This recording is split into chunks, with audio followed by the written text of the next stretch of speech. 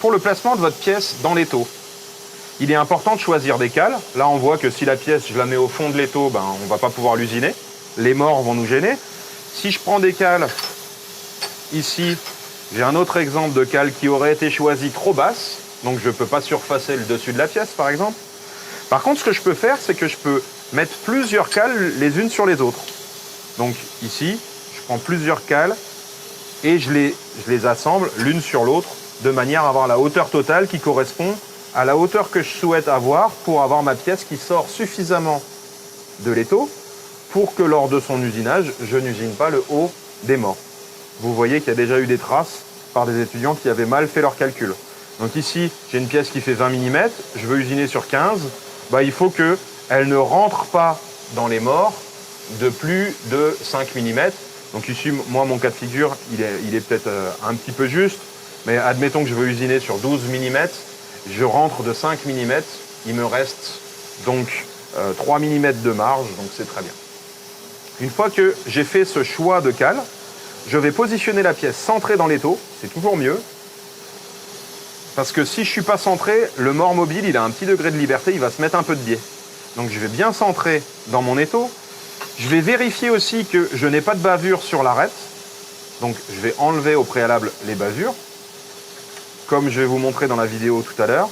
Et puis, je vais venir serrer mon étau. Alors là, il faut appliquer un serrage suffisant.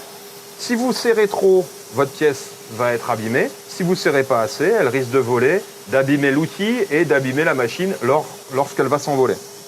Donc là, j'ai serré. Une fois que j'ai serré, je vais m'assurer que les cales ne bougent pas. Ici, je vois que ces cales bougent, ces cales bougent. C'est que la pièce, en étant serrée, est remontée. Donc, vous avez des maillets qui vous permettent de taper sur la pièce pour qu'elle soit bien poussée sur les cales. Et cette fois-ci, vous voyez que j'arrive plus à bouger les cales. Donc, les cales, elles sont pincées. Et cette fois-ci, la pièce, elle est bien plaquée contre les cales. Elle était serrée au préalable. Elle est prête à être usinée. Sur le côté de l'étau, vous avez un trou taraudé. Vous en avez un de chaque côté de l'étau. Et si vous voulez faire plusieurs pièces, il va falloir mettre une butée. Donc la butée, c'est quelque chose qui peut ressembler à ça dans votre dessert. Vous allez venir via la vis sur le côté, positionner le corps de la butée.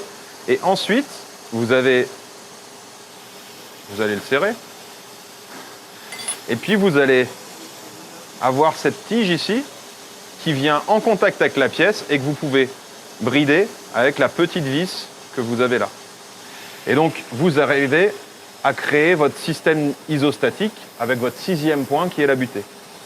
Le problème, c'est que cette butée, dans certains cas, peut rentrer en interférence avec les outils. On voit ici qu'elle a déjà été usinée par des étudiants qui avaient sous-estimé la hauteur de la butée et qui avaient placé la butée trop haute ici. Si je vous mets un cas de figure, si je mets ma butée comme ça et que je viens faire un surfaçage ici, je risque de toucher. Donc faites bien attention à ce que la butée soit inférieure au plan d'usinage que vous allez avoir, de manière à ce que vous ne soyez pas en contact outil avec butée.